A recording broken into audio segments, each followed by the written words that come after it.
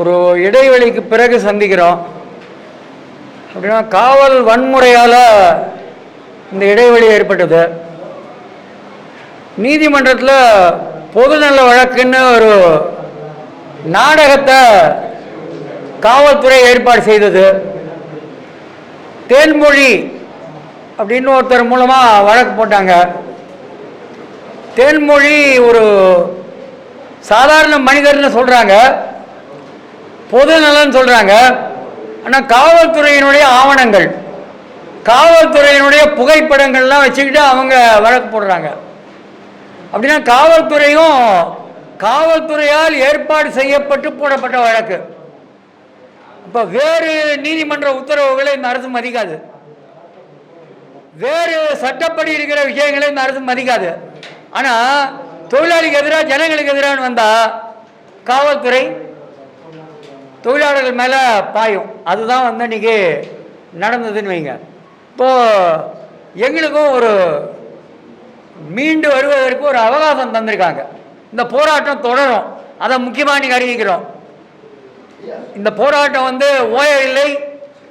இந்த போராட்டம் அன்று நடந்த காவல் ஒடுக்குமுறையோட ஓயலை.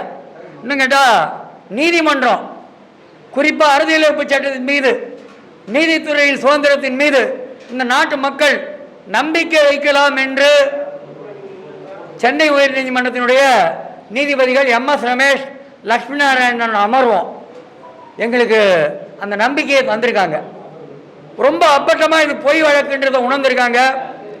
ரொம்ப அப்பட்டமாக பொய் வழக்குன்னு உணர்ந்து காவல் வன்முறைக்கு அவங்க ஆளாகக்கூடாதுன்றதுக்காக பொய் வழக்கு போடப்பட்டவர்களெல்லாம் ஃபோர்த்வித் ரிலீஸ் பண்ணுங்க, உடனடியாக விடுதலை செய்யுங்க அப்படின்னு சொல்லி உத்தரவு போட்டு நீதிமன்றம் போராட்டக்காரர்களுக்கு ஒரு நிவாரணம் தந்திருக்கு. இப்போ தலைமை நீதிபதியோட உத்தரவை காரணம் காட்டி எங்களை வெளியேற்றினாங்க. ஆனால் இப்போ அதே தலைமை நீதிபதி எதிர்ப்பு தெரிவிக்க குடிமக்களுக்கு உரிமை உண்டு, எதிர்ப்பு தெரிவிக்க மாற்று இடம் தர வேண்டும் அப்படின்னு சொல்லியிருக்காரு. கேட்க வேண்டியதானே? அப்போ காவல் ஆணையருக்கு மனு கொடுத்துருக்கோம். திரு அருண் அவர்களுக்கும் அதற்கு அடுத்த நிலையில் இருக்கிறவங்களுக்கும் அவங்க இப்போ ராம்கின்ற அந்த ஒப்பந்தக்காரர், அந்த கோடீஸ்வரர் ஒப்பந்தக்காரர், அவர் பக்கம் நிற்க போகிறாங்களா இல்லை நீதித்துறை உத்தரவுப்படி நடக்க போகிறாங்களா? அந்த கேள்விக்கு அவங்க பதில் சொல்லணும். அவங்க பதில் சொல்லணும்னா அனுமதி வேண்டி பெரிய போராட்டங்களை கட்டமைப்பதற்கு தயாராக இருக்கும். வெட்கக்கேடு இது. அதான் உரிமைகளுக்காக போராடுவதுன்றது ஒன்று. இந்த உரிமைகளுக்காக அரசியலமைப்பு சட்டம் தந்த உரிமை, 19 பிரிவு தந்த உரிமை, நீதித்துறை மறு உறுதி செய்திருக்கிற உரிமை, அந்த உரிமைக்காக ஒரு போராட்டம் நடத்தணும். அப்படி ஒரு நிலைமை இன்னைக்கு உருவாயிருக்கு. இது எல்லாம் யாருக்காகன்னு கேட்டால் அதுதான் ரொம்ப வேடிக்கை. எல்லாமே என்னென்னா ராம்கின்னு வந்திருக்கிற ஒரு கான்ட்ராக்டருக்காக. அப்போ ஒரு அதாவது 100 கோடிகளை 1000 கோடிகளாக்கிற, 1000 கோடிகளை பல ஆயிரம் கோடிகளாக பார்ப்பதற்கு, ராம்கி மாற்றுவதற்கு இந்த அநீதி தொழிலாளி மேலே ஏவப்பட்டிருக்கு. இது முற்றிலும் தவறானதுன்றதை சொல்ல விரும்புகிறோம். அதுக்கடுத்து எங்களுடைய நிரந்தரம் என்பது இல்லாமல் சுதந்திரம் என்பது இல்லை என்றது மிக சரியான முழக்கம் என்றதை அழுத்தம் திருத்தமாக முன்வைக்கிறோம். அதே நேரம் மரியாதைக்குரிய திருமாவளவன், அதியமான் போன்றோருடைய கரிசனங்களை நாங்கள் மதிக்கிறோம். ஒரு மாதிரி சமூக நீதியின் பக்கம் நிற்பவர்கள் மத்தியில் அந்த முகாமுக்குள்ளே பிளவு உருவாகிறத நாங்கள் விரும்பலை, விரிதல் உருவாவதை நாங்கள் விரும்பலை. திருமாவளவன் எங்களுடைய போற்றுதலுக்குரியவர், மதிப்புக்குரியவர். அவர் எந்த சூழலில், எந்த கான்டெக்ஸ்டில், எந்த பின்புலத்தில் எப்படி கருத்து சொன்னான்றது எனக்கு தெரியல. ஆனால் ஒரு விஷயம் நிச்சயம், மனித கழிவை மனிதர் அகற்றுவது அது சமூக கொடுமை, அது தடுத்து நிறுத்தப்படணும். இயந்திரங்கள் மட்டுமே மனித கழிவை அகற்ற வேண்டும். அது எவ்வளோ சரியோ அவ்வளோ சரி. குப்பைகளை அகற்றும் மேலேயும் இயந்திர மனிதர்கள், ரோபோ பார்க்க ஆரம்பித்தா ரொம்ப நல்லது. அந்த காலம் எப்போ வருதோ அது ரொம்ப நல்லது. அந்த நாள் நன்னாள் தமிழ்நாட்டில். ஆனால் அது வரைக்கும் என்ன பண்ணுறது? நாங்களும் கூட தமிழ்நாடு முதலமைச்சர் வெகு விரைவிலே தமிழ்நாடு முழுவதும் குப்பை அள்ளும் பணிகளை இயந்திரங்கள் பார்த்து கொள்ளும் என்ற நிலையை உருவாக்கினா முழு ஒத்துழைப்பு தருகிறோம், வரவேற்பு தருவதற்கு தயாராக இருக்கும். அதுவரையில் அந்த செய்கிற மனிதர்கள் என்ன பண்ணுறது? குப்பை அள்ளும் பணி இனிமேல் மனிதர்கள் பார்க்க மாட்டார்கள் அப்படின்னு சொல்லி ஒரு நடைமுறை எடுக்க முடியுமா? நாங்கள் தான் பார்க்குறோம். பார்க்கும்போது நாங்கள் கௌரவமாக வாழ விரும்புகிறோம், நாங்கள் தலை நிமிர்ந்து வாழ விரும்புகிறோம். சமூக ஏணியில் கீழ்ப்படியிலேருந்து கொஞ்சம் கொஞ்சமாக மேலே போகணுன்னு பார்க்குறோம். எங்கள் பிள்ளைங்க நாளைக்கு நல்லா ஆகணும்னா அதுதான் வழி. எங்களுக்கு நிரந்தரமாகும் வாய்ப்பு, ஓய்வூதியம் பெறுகிற வாய்ப்பு மறுக்கப்படக்கூடாதுன்னு விரும்புகிறோம்.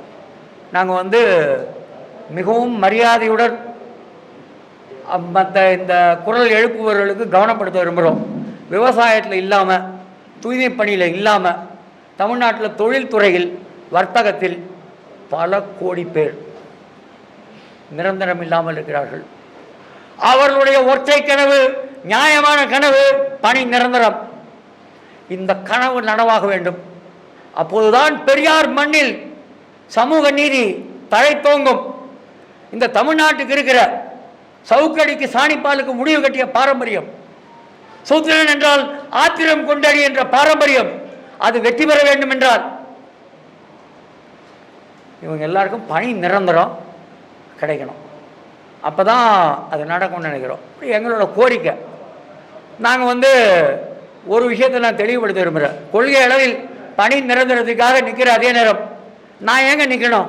தமிழ்நாட்டில் industrial establishment conferment of permanent status of workmen act 1981 அப்படின்னு 81 இருக்குது. இரு தொடர் வருடங்களில் 480 நாட்கள் வேலை செய்பவர்கள் நிரந்தரம் செய்ய வேண்டும். தொழில் தகராறு சட்டத்தில் அட்டவணை 5 ஐட்டம் 10 அன்ஃபேர் லேபர் பிராக்டிஸ் தடுக்கப்பட்டது, தண்டனைக்குரியது அப்படின்னு என்ன சொல்லுதுன்னா, டு எம்ப்ளாய் ஒர்க்மன் as பதிலீஸ், casuals, temporaries for years in order to deprive them of the status and privileges of permanent employees. நிரந்தர தொழிலாளியின் அந்தஸ்தையும் சலுகையை மறுப்பதற்காக தொழிலாளர்களை நீண்ட வருடங்கள் பதிலியாக, தற்காலிக தொழிலாளியாக, தற்செயல் தொழிலாளியாக வைத்திருப்பது தொழிலாளர் விரோத நடவடிக்கை என்றும் அது தடை செய்யப்பட்டது, தண்டனைக்குரியதுன்னு சொல்லுது. சட்டப்படி நடந்துவாங்கன்னு சொல்கிறோம். அவ்வளோதான் கேட்குறோம். அப்புறம் எங்களுடைய ஒற்றை கோரிக்கை, எங்களோட பணி நிரந்தரம். நாங்கள் ஒன்றும் உங்கள் யார் தயவையும் எதிர்பார்க்கல. நாங்கள் ரொம்ப சிம்பிளாக என்ன சொல்கிறோன்னா, போட்டு பார்த்துக்கிட்டோன்றோம். ஓபி 64 2025 7வது மண்டலம் தொடர்பானது, 5-6 மண்டலம் தொடர்பாக ஓபி 66 67 2025 வழக்குகள் தொழில் தீர்ப்பாயத்தில் இருக்குது. அங்கே நாங்கள் பணி நிரந்தர விஷயத்தை பார்த்துக்கிறோம். ஆனால் இப்போ நாங்கள் கேட்குற ஒற்றை கோரிக்கை ஒன்றும் பெரிய கஷ்டமே கிடையாது. நம்முடைய மாண்புமிகு முதல்வர், மரியாதைக்குரியவர், மிகவும் பலமானவர், ஒன்றிய அரசுக்கு எதிரான மிகப்பெரிய போராளி. அவர் சும்மா ஒன்று சொன்னால் போதும், 31/7/2025 முன்னே நாங்கள் எங்கே இருந்தோமோ அங்கே கொண்டு போய் அப்படியே வச்சாருன்னா போதும். வேறு எதுவுமே நாங்கள் கேட்கல. ரொம்ப எளிய மனிதர்கள், சமூகத்தின் கடைக்கோடியில் இருப்பவர்கள், பெண்கள். மீண்டும் நினைவுபடுத்துகிறேன், அருந்ததியர், ஆதி திராவிடர், அனைத்து சாதி ஏழைகள், பெண்கள், அவங்க சார்பாக கேட்குறோம். முதலமைச்சர் எங்களோட நாங்கள் உங்கள் படத்தை மிதிச்சிட்டோம் அப்படி சொல்கிறாங்க, உங்களுக்கு சாபம் கொடுத்தோன்றாங்க. இல்லை, அது எங்கள் பாரம்பரியம் இல்லை. இது கம்யூனிஸ்ட் இயக்க தோழலால் நடத்தப்படுகிற போராட்டம். நாங்கள் அவன் இவன் என்ற ஏகவசனம் வேண்டாம்னு அண்ணா சொன்னதை பின்பற்றுறவங்க. அப்போது இது மாதிரி திசை திருப்பக்கூடாது. எங்களுக்கு ஒன்றும் முதலமைச்சரோட எங்களுக்கு எந்த விதமான சிக்கலும் இல்லை. நாங்கள் என்ன சொல்கிறோன்னா, பணி நிரந்தரம் தொடர்பாக கூட தமிழ்நாட்டோட மூத்த அரசியல்வாதி அவர், ரொம்ப அறிவார்ந்த அரசியல்வாதி. 12,000 பேர் நிரந்தரம் பண்ணணும்னு கேட்டவர் அவர். 19/1/2021 அவர் ஒன்றும் விஷயம் தெரியாமலாம் கேட்க மாட்டார். அப்போ அவர் சமூக பொருளாதார அரசியல் காரணங்களை எல்லாம் தெரிஞ்சு தான் கேட்டிருக்காரு. அதனால் நம்ம எல்லாருமே தமிழ்நாடே அதை மதிக்கணும்னு நான் நினைக்கிறேன். நம்ம முதலமைச்சரோட தமிழ்நாட்டு மக்களுடைய சமூக பொருளாதார அரசியல் யதார்த்தங்களை புரிந்து கொண்டு 19/1/2021 அன்று பணி நிரந்தரம் வேண்டும், 12,000 பேருக்கு வேண்டும், நீதிமன்ற தீர்ப்புகளுக்கு காத்திராமல் வேண்டும் என்று அவர் சொன்னதை மொத்த தமிழ்நாடும் மதிக்க வேண்டும், முதலமைச்சரும் மதிக்க வேண்டும் கேட்டுக்கிறோம். அவ்வளோதான் எங்களோட கோரிக்கை. இதுக்கு தமிழ்நாடு முழுவதும் இந்த போராட்டம் பரவும், தனி ஒரு தீப்பொறி காட்டுத்தீயை உருவாக்கும். நான் தமிழ்நாடு அரசாங்கத்துக்கு கவனப்படுத்த விரும்புகிறேன். எல்லா இடத்துலையும் ஆரம்பிச்சாச்சு போராட்டம். மதுரையில் போராட்டம், திருநெல்வேலியில் போராட்டம், அது கடலூரில் போராட்டம், எல்லா இடங்கள்லையுமே தூய்மை பணியாளருடைய குமுறல், இதய துடிப்பு எல்லாம் அப்படியே வெளியில் வர ஆரம்பிக்குது. நீங்கள் சுமூகமாக இதை முடிங்க, நல்லபடியாக முடிங்க, ஏழை எளிய மக்களுக்கு நல்லது செய்யுங்க. அதுக்கு பதிலாக எங்களை ஏதோ பகையாளிகள் போல், பாகிஸ்தானில் சேர்ந்தவங்க போல் எங்களை நடத்தாதீங்க. பாகிஸ்தானை சேர்ந்தவங்ககிட்டையும் நல்லா நடந்துக்கணுன்றது எங்களோட விருப்பம், அது வேறு விஷயம். ஆனால் நாங்கள் இந்திய நாட்டு மக்கள், நாங்கள் தமிழ்நாட்டு மக்கள், நாங்கள் மிகவும் பிற்படுத்தப்பட்ட ஒடுக்கப்பட்ட சாதிகளை சேர்ந்த மக்கள், அதுக்கேற்ப எங்களை நடந்துக்கன்னு இந்த பத்திரிகையாளர் சந்திப்பின் மூலமாக மீண்டும் ஒரு முறை தமிழ்நாட்டுடைய முதலமைச்சருக்கு எங்களுடைய வேண்டுகோளை முன்வைக்கிறோம். உங்கள் எல்லாருக்குமே எங்களுடைய பத்திரிகை செய்தியை கொடுத்துடுறோம், பார்த்துக்கோங்க.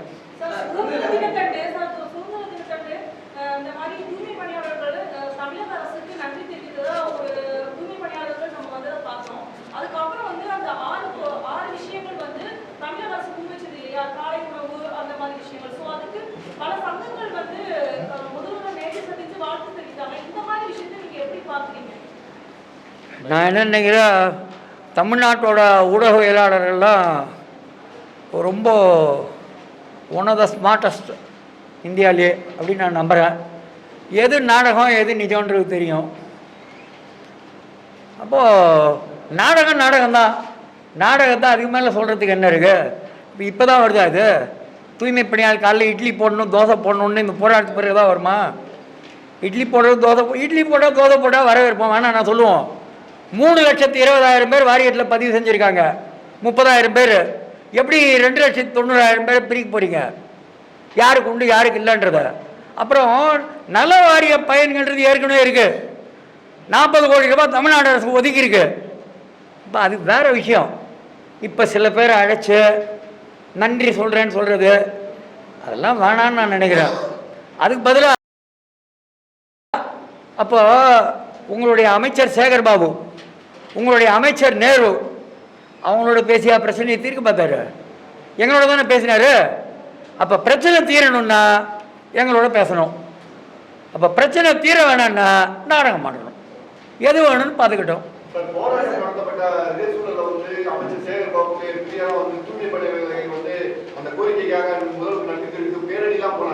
இந்த தூய்மை பணியாளர்கள் உங்களுடைய ஆட்கள் அவங்க தான் அந்த பேரணிலாம் போகுது, அவங்களுக்கு ஏதாவது சொல்லிருக்கீங்களா? உங்களுடைய என்னங்க இல்ல அந்த பேரணியில போனவங்க உண்மையாவே தூய்மை பணியில் ஈடுபட்ட உங்களுடைய சங்கத்தை சார்ந்தவர்களா அல்லது வெளியில இருந்து ஆட்களை கூட்டு வந்து செட்டிங் போட்டது நாடகமானாங்களா அப்படின்னு கேட்க வர்றாரு.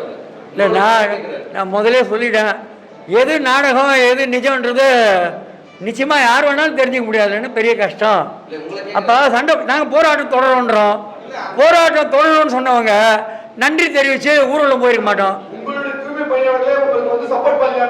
இல்லைங்க, அது தவறுங்க. அது இல்லை, நன்றி தெரிவித்து போனவங்க அவுட் சோர்சிங் செய்யப்பட்டவர்கள் அல்ல, அவுட் சோர்சிங் செய்யப்பட்டு வழக்காடுபவர்கள் அல்ல, அங்கு போராட்ட பந்தலில் ரிப்பன் மாளிகையில் இருந்தவர்கள் அல்ல, அவர்கள் வேறு யாரோ. சேகர் பாபு அவர்கள் பெரிய ஆள், அவரால் யாரையும் வரவழைக்க முடியும், கொள்ள முடியும். அவருடைய ஆற்றலை நம்ம குறைச்சி மதிப்பிட முடியாது. கடந்த ஆட்சியில் 10 மண்டலங்களை தனியார் மயமாக்குறதுக்கு சம்மந்தம் தெரிவித்து இதுவரை இருந்தவங்க திடீர்னு அரசியல் காரணங்களுக்காண்டி போராட்டம் பண்ணுறது என்ன நியாயம்? ரொம்ப ரொம்ப பொருத்தமான விஷயங்க. இது பதில் சொல்ல நாங்கள் கடமைப்பட்டிருக்கோம். என்ன பார்க்கணுன்னா 10 மண்டலங்கள் மட்டும் இல்லை, அது மட்டும் இல்லாமல் அறிக்கையில் விரிவாக சொல்லியிருக்கோம். அதை பற்றி தனியாரிடம் பொதுத்துறை மின்வாரியம் எல்லாமே போகுது, ஒப்பந்த மையம் நடக்குது. அப்போ என்ன உங்களுக்கு அதுக்கு வித்தியாசம்? ஏன் உங்களுக்கு மட்டும் செய்யணும்? ரொம்ப சரியான கேள்வி. நான் இதுக்கு அறம் சார்ந்த பதில் அப்படின்னு சொல்கிறத விட சட்டம் சார்ந்த பதில் சொல்ல விரும்புகிறேன். My answer is purely legal. நான் என்ன சொல்கிறேன்னா, மற்ற நேர்வுகளில் ஒப்பந்த மையத்துக்கு எதிராக உயர் நீதிமன்றத்தின் தனி நீதிபதி இரு நீதிபதிகள் அமர்வு மூலமாக ஆணை பெற்று தொழில் தீர்ப்பாயத்துக்கு அவுட் சோர்சிங் நியாயமா இல்லையான்ற வழக்கு போல. நல்லா கவனிச்சுக்கோங்க.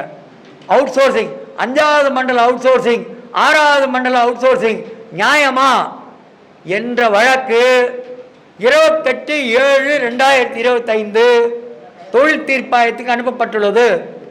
அதற்கு பிறகு 1/8/2025 அந்த தொழில் தீர்ப்பாயத்தின் அனுமதி பெறாமல் அவுட் சோர்சிங் செய்தால் சட்டவிரோதம். இது போன முறை கிடையாது, இப்போ நடக்கிற மீதி இடங்களில் கிடையாது. எங்களுதில் இந்த சட்டவிரோத நடவடிக்கை நடந்திருக்கு. அதனால தான் முதல்வர்கிட்ட கடைசியாக என்ன கேட்டுக்கிறோன்னா, சட்டத்தின் ஆட்சியை காப்பாற்றுங்க, உயர்த்தி பிடிங்கன்னு கேட்குறோம். எது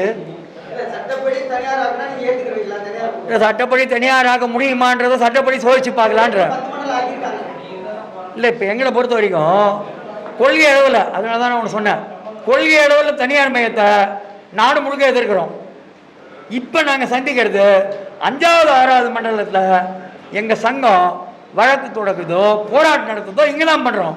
அதுக்கு தான் நாங்கள் பதில் சொல்ல முடியும். மற்றபடிக்கு தமிழ்நாடு முழுக்க எல்லாருக்கும் பணி வேணும்னு தான் எங்களோட கோரிக்கை.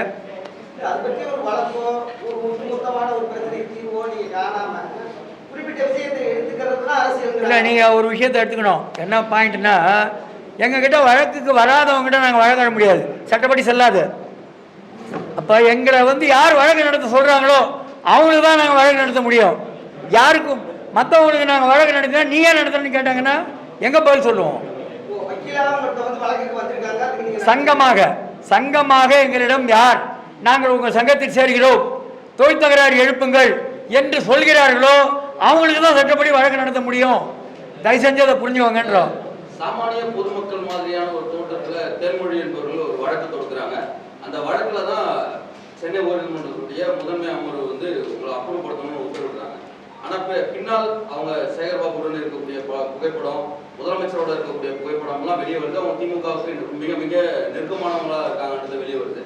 ஒரு நீதிமன்றத்தை ஒரு கட்சியாக சார்ந்து போய் ஏமாற்றி ஒரு உத்தரவை வாங்கிட்டு உங்களை அப்புறப்படுத்துறது வாங்கிட்டு வந்திருக்காங்களே, அது சரியான நடைமுறையா இல்லை நீதிமன்றத்தை ஏமாத்திட்டாங்கன்னு எடுத்துக்கணுமா? அது என்ன சட்டத்தியால என்ன இருக்கு? ரெண்டு விஷயம் சொல்கிறேன் பார்த்துக்கோங்க. ஒன்று, ராம்லீலா மைதானில் ராம்தேவ் அவர் கூட இருந்தவங்கள நள்ளிரவில் தூக்கி போட்டாங்க. அப்போது நீதிபதி சுதந்திரகுமாரும் சௌஹானும் தீர்ப்பு வழங்கினாங்க. ராத்திரியில் தூக்கம்ன்றது மனுஷனோட அடிப்படை உரிமை, அப்போ அதை மீறினது தப்பு அப்படின்னு சொன்னாங்க. அதுக்கு பிறகு விவசாயிகள் போராட்டம் நடந்தது, என்சிஆர் எதிர்ப்பு போராட்டம் நடந்தது. உச்சநீதிமன்றம் இதில் நாங்கள் தலையிட மாட்டோம்னு நின்றுட்டாங்க. இப்போ இங்கேயும் தலைமை நீதிபதி அப்படி செஞ்சுருக்கணும். ஆனால் என்ன பண்ணாங்கன்னா, இந்த தேன்மொழி 41/1888 சட்டம், அந்த சட்டத்தோட 41 பிரிவு, அதில் போடப்பட்ட ஆணை தேன்மொழி கையில் இருக்குது, டாக்குமெண்ட்டாக ஃபைல் பண்ணுறாங்க. போலீஸ் போட்ட ஆணை, போலீஸ் எடுத்த புகைப்படம், இதை வச்சு தேன்மொழி வழக்கு போடுறாங்க. அப்படின்னா தேன்மொழி போலீஸால் நிறுத்தப்பட்ட விஷயம். எங்களுக்கு புரியுது, ஆனால் தலைமை நீதிபதி அது புரிஞ்சிக்கல. அப்புறம் தலைமை நீதிபதி உச்சநீதிமன்ற எடுத்த அணுகுமுறையை ஒன்று காண தவறிட்டார், இல்லை கண்ட பிறகும் அது தமிழ்நாட்டுக்கு பொருந்து வேணான்னு நினச்சாரு. இது ரொம்ப கெடு வாய்ப்பானது, அன்ஃபார்ச்சுனேட். அப்போது இது ஜோடிக்கப்பட்ட வழக்குன்னு தெரியும். அது மட்டும் இல்லாமல் அவசரமாக அன்றைக்கே முடிச்சிட்டாங்க. வேறு தொழிலாளிக்கு சாதகமான வழக்குகள், தொழிலாளி நியாயம் கேட்குற வழக்குகள்லாம் டிலே ஆகுது. ஆனால் இந்த வழக்கில் அதாவது ஒரு 13ஆம் தேதி ஒரு விதமாக நீதிமன்றம் நடந்துக்குது, 14ஆம் தேதி இதே நீதிமன்றம் அரவணைக்குது. ஏழைகளை எளியோர்களை துரதிருஷ்டவசமானது, அவ்வளோதான் சொல்ல முடியும் என்னால். 13ஆம் தேதி நடந்தது வெரி அன்ஃபார்ச்சுனேட். நீதிமன்றம் அப்படி செஞ்சுருக்க வேணாம்.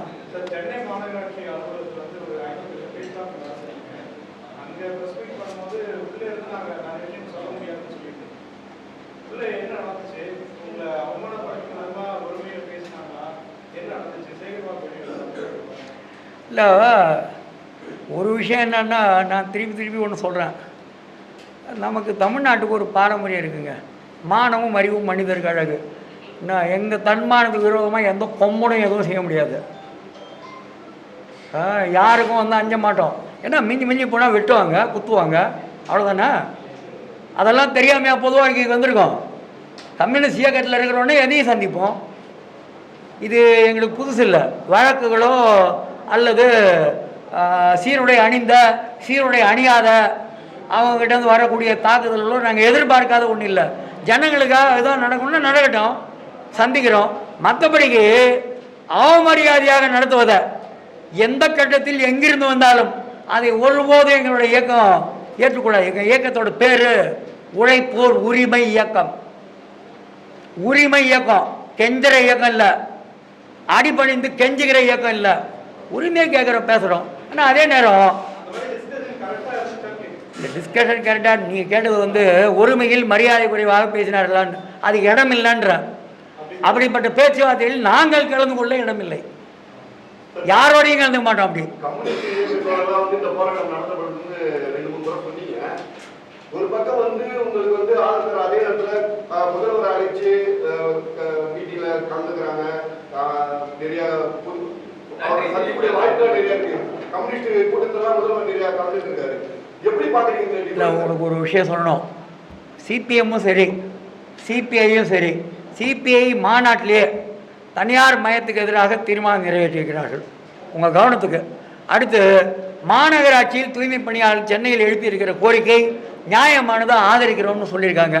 அப்புறம் இன்னைக்கு மரியாதைக்குரிய சண்முகம் என்ன சொல்லியிருக்காருன்னா, பேட்டி வந்திருக்கு. நாங்கள் பணி நிரந்தரம் என்ற கருத்தில் வலுவாக நிற்கிறோம், மாநகராட்சி தொழிலாளர் போராட்டத்தை ஆதரிக்கிறோம் சொல்லியிருக்காரு. அவர் சொல்கிறது தான் நாங்கள் எடுத்துக்க முடியும். இப்போவும் நான் சொல்கிறேன், இந்த இது மூலமாக என்ன சொல்கிறாங்கன்னா, எடுப்பாரே இல்லை ஏமராமன்னன் கெடுப்பாரே இன்றி கெடுன்றாங்க. நம்ம முதலமைச்சருக்கு யார் ஆலோசனை சொல்கிறாங்கன்னு எனக்கு தெரியல. இப்போ முதலமைச்சருக்கு யாராவது இது ரொம்ப சோஷலி சென்சிட்டிவு, அடித்தட்டு மக்கள் விஷயம், நீங்கள் கொஞ்சம் முன்ன பின்ன போகலாம் அப்படின்னு சொன்னாங்கன்னா நல்லாயிருக்கும்னு வைங்க. நாங்கள் பேசுறதுக்கு தயார். நாங்கள் ரொம்ப சாதாரணமானவங்க. அதனால் பேசி தீர்க்கிறதுக்கு நாங்கள் தயாராக இருக்கணும் வைங்க. இப்பவும் சொல்கிறோம், அதில் ஒன்று சொல்கிறோம், வழக்கில் சுப்ரீம் கோர்ட் வரைக்கும் எங்களால் போக முடியும், ஜெயிக்க முடியும். ஆனாலும் முதலமைச்சர் மூலமாக தீர்வு வந்தால் மகிழ்ச்சியோடு ஏற்றுப்போம். தொழிலாளர்கள்லாம் அந்த இரவு காவல்துறை கடுமையான தாக்கினாங்க, அதன் பிறகு கைது செய்தார்கள். மீண்டும் இதே போராட்ட களத்திற்கு வர தயாரா இருக்காங்களா, இல்ல இந்த மாதிரி காவல்துறை அடிமை இருக்கும், ஒரு அச்சுறுத்தல், ஒரு பயத்தோட தான் இருக்காங்களா, எப்படி இருக்காங்க? போராட்ட தயாரான மனநிலை இருக்காங்களா, இல்ல பிறகு அப்படி மனநிலை இருக்காங்க? நீங்கள் பார்த்தீங்கன்னா வரலாறு நெடுகு ஜனங்க எல்லா அடக்குமுறையும் தாண்டி போராடிட்டு தான் இருக்காங்க. போராட்டம் ஓயாது, கடல் அலை ஓயாது, போராட்டமும் ஓயாது. அநீதி இருக்கிற வரைக்கும் நீதிக்கான மனிதர்களுடைய போராட்டம் ஓயாதுங்க. மாநகராட்சியில் நியாயம் கிடைக்கிற வரைக்கும் தூய்மை பணியாளருடைய போராட்டம் ஓயாது. எந்த தடைகள் வந்தாலும் அந்த தடைகளை எங்களால் சந்திக்க முடியும், அதை தாண்டி போக முடியும்.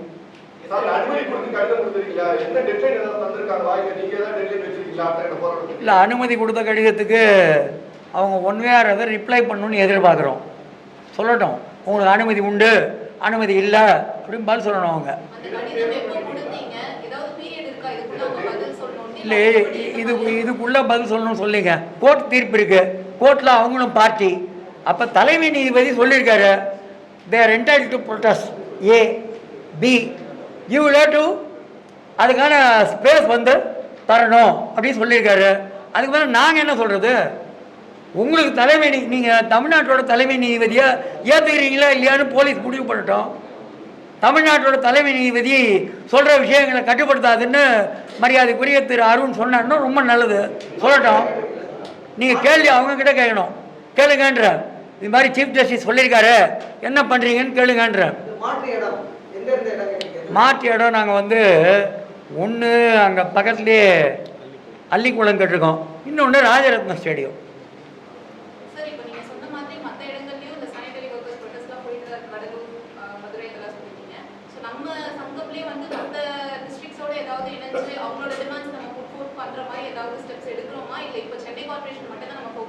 இல்லை, இது போகிற போக்கு பார்த்தா எனக்கு எப்படி தெரியுதுன்னா, அதோட இயற்கையாக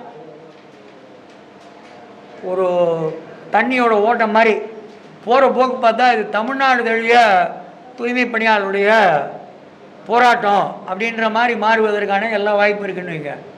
இது வந்து ரொம்ப இயற்கையாக ஒன்றோடு ஒன்று கலக்கும். ஏன்னா எல்லாருக்குமே பணி நிரந்தர கோரிக்கை இருக்குது, எல்லாருக்குமே ஜீவோ 62 படி சம்பளம்ன்ற கோரிக்கை இருக்குது, எல்லாருக்குமே அவுட் சோர்சிங் வேணான்ற கோரிக்கை இருக்குது.